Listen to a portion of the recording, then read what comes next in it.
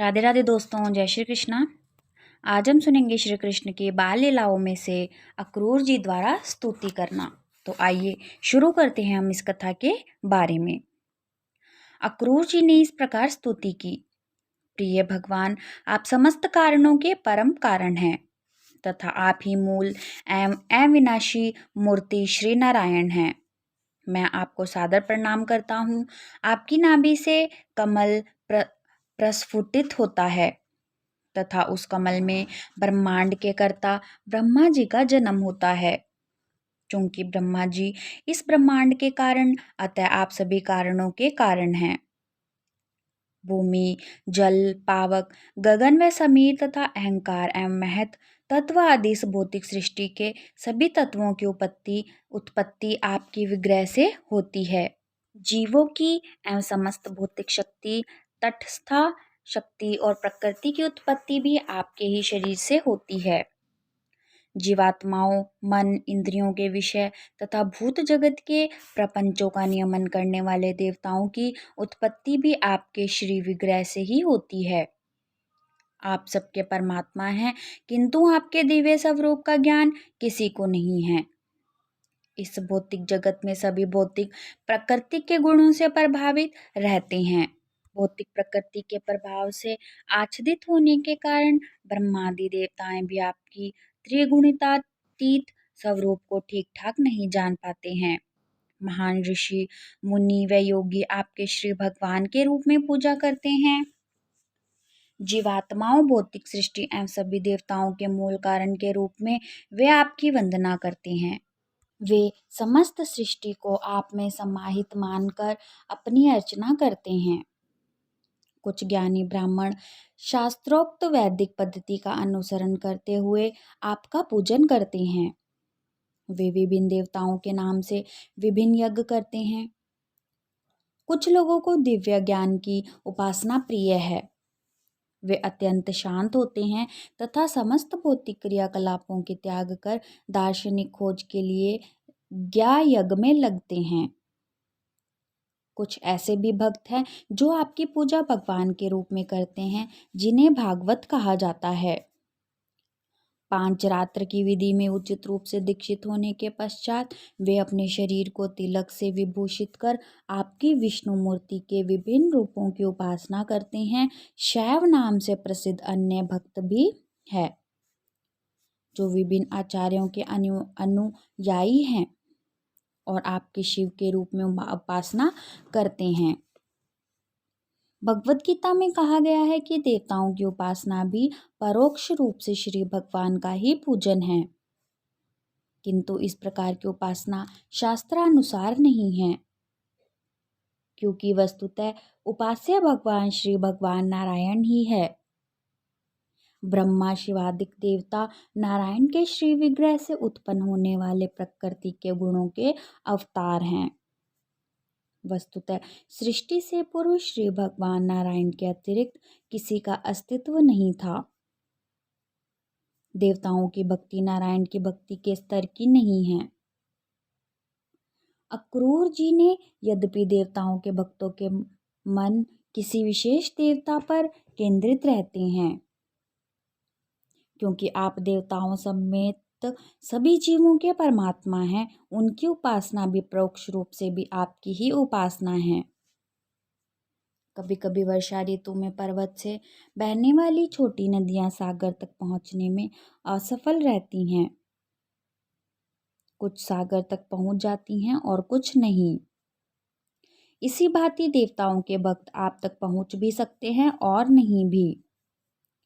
इसकी कोई निश्चितता नहीं है कि उनकी सफलता उनकी उपासना की शक्ति पर निर्भर करती है। वैदिक सिद्धांत के अनुसार जब कोई उपासक किसी देवता विशेष की पूजा करता है तो कुछ अनुष्ठान वह यज्ञेश्वर नारायण के लिए भी संपादित करता है, क्योंकि भगवत गीता के अनुसार नारायण तथा श्री कृष्ण की अनुमति के बिना देवता अपने उपासकों की मनोकामनाएं पूर्ण नहीं कर सकते। भगवत गीता में प्रयुक्त शब्द है, इसका अर्थ यह है कि भगवान के द्वारा अधिकार दिए जाने पर ही देवगण वरदान दे सकते हैं। जब देवताओं के उपासक को वस्तु स्थिति का ज्ञान होता है तब वह इस प्रकार तर्क कर सकता है। भगवान के द्वारा अधिकार दिए जाने पर ही देवता वरदान दे सकते हैं, तब क्यों ना भगवान को ही प्रत्यक्ष रूप से पूजा की जाए। देवताओं के ऐसे उपासक श्री भगवान के पास आ सकते हैं, किंतु देवताओं को ही सर्वा मानने वाले कभी भी परम लक्ष्य को प्राप्त नहीं कर सकते। अक्रूर जी ने आगे वंदना की, मेरे आराध्य देव, समस्त जगत सत रजव तम नामक प्रकृति के 3 गुणों से परिपूर्ण है। इस भौतिक जगत में ब्रह्मा से लेकर जड़, पेड़ पौधे तथा सभी इन गुणों से प्रभावित हैं। प्रिय भगवान, मैं आपको बारंबार सादर प्रणाम करता हूँ, क्योंकि आप त्रिगुणातीत इन त्रिगुणों की लहरों में आपके अतिरिक्त सभी बहे जा रहे हैं। प्रिय भगवान, अग्नि आपका मुख है, पृथ्वी आपके चरण हैं और सूर्य आपका नेत्र है। आकाश आपकी नाभि है और दिशाएं आपकी कान हैं। गगन आपका शीश है और देवता आपकी भुजाएं हैं। महासागर तथा सागर आपके उदर हैं तथा वायु और पवन आपकी शक्ति एवं स्फूर्ति है। समस्त वनस्पति और जड़ी बूटियां आपके शरीर के रोम और मेघ आपके केश हैं। पर्वत आपकी स्थियां हैं और नख हैं। दिवस और रात्रि आपके पलकों का खुलना और बंद होना है। प्रजापति आपकी जननेंद्रियां हैं और वर्षा आपका वीर्य है। हे भगवान, विभिन्न स्तर के देवता, राजाओं, महाराजाओं और प्राणियों सहित सभी जीवात्माएं आप में ही आश्रित हैं। ये सभी आपके विराट रूप के अंश हैं। प्रायोगिक ज्ञान द्वारा कोई आपका ज्ञान नहीं समझ सकता। आपके दिव्य अस्तित्व को केवल एक महासागर के रूप में समझा जा सकता है, जिसमें विभिन्न स्तरों की सभी जीवात्माएं सम्मिलित है। अथवा आपको उदुम्बर फल की भांति जान सकते हैं, जिसमें से छोटे छोटे मच्छर निकलते हैं। प्रिय भगवान, आप जो भी अनंत रूप तथा अवतार ग्रहण करते हैं, जब आप इस विश्व में प्रकट होते हैं तो वे सब जीवात्माओं को उनके अज्ञान, भ्रमों तथा दुखों से मुक्ति दिलाने के लिए ही होता है। अतएव सब लोग आपकी लीलाओं तथा अवतारों को समझ सकते हैं तथा अनंत काल तक आपकी लीलाओं तथा अवतारों को समझ सकते हैं तथा अनंत काल तक आपके कार्यों का यशगान कर सकते हैं। कोई भी इस बात की कल्पना नहीं कर सकता कि आपके कितने अवतार एवं स्वरूप हैं। न ही कोई यह गणना कर सकता है कि आपके विराट रूप में कितने ब्रह्मांडों का अस्तित्व है। यद्यपि आप सभी कारणों के कारण हैं, तथापि मैं प्रलय के समय प्रकट होने वाले अपने मत्स्य अवतार की वंदना करता हूँ। मधु और कैटब नामक 2 असुरों का वध करने वाले हयग्रीव अवतार की मैं वंदना करता हूँ। मंदराचल नामक विशाल पर्वत को उठाने वाले महान कच्छप अवतार की मेरा अनेक नमन है। गर्भोदक सागर के जल में गिरी हुई पृथ्वी के उद्धार के लिए वराह के रूप में प्रकट होने वाले वराह अवतार को मेरा बारंबार प्रणाम है। नरसिंह के देव के रूप में प्रकट होने वाले तथा नास्तिक क्रूरताओं की भयंकर स्थिति में भक्तों को बचाने वाले आपको मेरा प्रणाम है।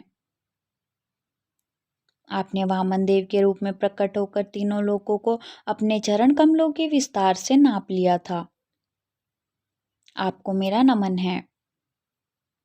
जगत के दुराचारी प्रशासकों का वध करने के लिए भृगुवंशियों के स्वामी के रूप में प्रकट आपका मेरा कोटि कोटि प्रणाम है।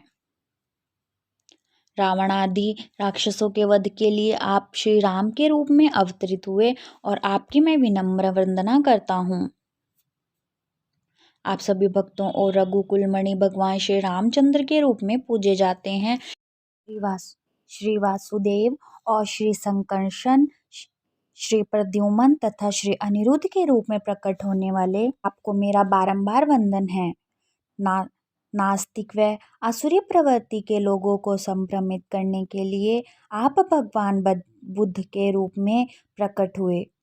आपको शतशः प्रणाम है। वैदिक विधि विधानों के कार्य क्षेत्र के स्तर पर नीचे की स्थिति मलेच्छ स्थिति कहलाती है। इस निंदनीय म्लेच्छ स्थिति के स्तर पर आ पहुँचे राज परिवारों को दंडित करने के लिए कल्कि के रूप में प्रकट होने वाले आपको मेरा सादर प्रणाम है। प्रिय भगवान, इस भौतिक जगत में सभी आपको माया से बद्ध हैं। मिथ्या पहचान तथा मिथ्या मोह के प्रभाव के अंतर्गत सकाम कर्म तथा उसके फल के मार्ग से हर कोई एक शरीर से दूसरे शरीर में देहांतर कर रहा है। मैं भी इन्हीं बद्ध आत्माओं में से एक हूँ। अपने घर, पत्नी, बच्चे और धन संपत्ति पर अधिकार होने के कारण मैं मिथ्या ही स्वयं को अत्यंत सुखी मानता हूँ। इस प्रकार मैं स्वपन जगत में विचरण करने वाले प्राणी के समान व्यवहार कर रहा हूँ, क्योंकि इन सब में कुछ भी स्थायी नहीं है। मैं मूर्ख जो सदा इन सबको नित्य तथा सत्य मानता हूँ और सदैव ऐसे ही विचारों में लीन रहता हूँ। मेरे भगवान, आपके मिथ्या स्वरूप के कारण मैंने सभी अनित्य वस्तुओं को स्थायी स्वीकार कर लिया है, जैसे यह भौतिक शरीर जो दिव्य नहीं है और अनेक दुखदायी स्थितियों का मूल है। जीवन संबंधी ऐसी धारणाओं से भ्रमित होकर मैं सदा द्वैतवादी विचार में लीन रहता हूँ। इसी कारण मैं सदा द्वैतवाद में मगन रहता हूँ और दिव्यानंद के सागर आपको भी भूल गया हूँ। मैं आपके दिव्य संग से वंचित हूँ। मैं उस मूर्ख प्राणी की भांति हूँ जो जल से पोषित वनस्पति से आच्छादित तलाशों को छोड़कर मरुस्थल में जल ढूंढने जाता है। बंधात्माएं अपनी तृष्णा को शांत करना चाहती हैं, किंतु वे यह नहीं जानती थी कि जल कहाँ से प्राप्त करें। वे उस स्थल को छोड़ देती हैं जहाँ वास्तव में जलाशय होता है और मरुस्थल में चली जाती हैं जहाँ जल नहीं होता। मेरा मन असंयमित इंद्रियों के वश में हो गया है और मैं इसे बिल्कुल नियंत्रण में नहीं रख सकता। मैं सकाम कर्म तथा उसके फल की ओर आच्छादित और आकर्षित हूँ। मेरी बुद्धि अत्यंत कृपण है। मेरे भगवान, भौतिक अस्तित्व की बद्ध स्थिति में रहने वाला व्यक्ति आपके चरण कमलों की महिमा नहीं समझ सकता, किंतु किसी प्रकार मैं आपके पाद पद्मों के निकट आ गया हूँ और मैं इस प्रकार अपने ऊपर आपकी अहेतुकी दया कर समझता हूँ। आप परम परमेश्वर हैं, अतएव आप किसी भी कार्य कर सकते हैं। इस प्रकार मैं समझ सकता हूँ, जब कोई व्यक्ति जन्म मरण के चक्र से मुक्ति पाने की योग्यता प्राप्त कर लेता है तो केवल आपकी ही अहेतुकी दया से वह आपके चरण कमलों से निकट आता है और आपके निष्काम भक्ति में संलग्न हो जाता है। अक्रूर जी ने भगवान के सम्मुख दंडवत प्रणाम करके, मेरे आराध्य, आपका अनंत दिव्य स्वरूप ज्ञान से पूर्ण है। आपके स्वरूप पर ध्यान केंद्रित करने के मात्र से कोई भी सब वस्तुओं को पूर्णतः समझ सकता है, क्योंकि आप समस्त ज्ञान के मूल स्रोत हैं। आप सभी प्रकार के शास्त्रियों के स्वामी हैं और परम शक्तिमान हैं। आप पर ब्रह्मा एवं परम पुरुष हैं। आप भौतिक शक्तियों के अधिष्ठाता तथा परम नियंता हैं। आप सृष्टि के आश्रय स्थल भगवान वासुदेव हैं, अतः मैं आपको सादर नमन करता हूँ। आप सर्वव्यापी हैं, श्री भगवान हैं। आप सबके हृदय में निवास करने वाले परमात्मा भी हैं। आप ही सभी को कार्य करने के लिए निर्देश देते हैं। हे भगवान, अब मैं आपके प्रति पूर्णतः समर्पित हूँ। कृपया मुझे अपनी शरण में ले लीजिए। और इसी के साथ हमारी ये कथा पूर्ण हुई। और आप लोगों को हमारी ये कथा कैसी लगी, आप लोग हमें कमेंट करके ज़रूर बताएं। और आगे की कथा सुनने के लिए हमारे चैनल को लाइक करें, सब्सक्राइब करें और ज़्यादा से ज़्यादा शेयर करें।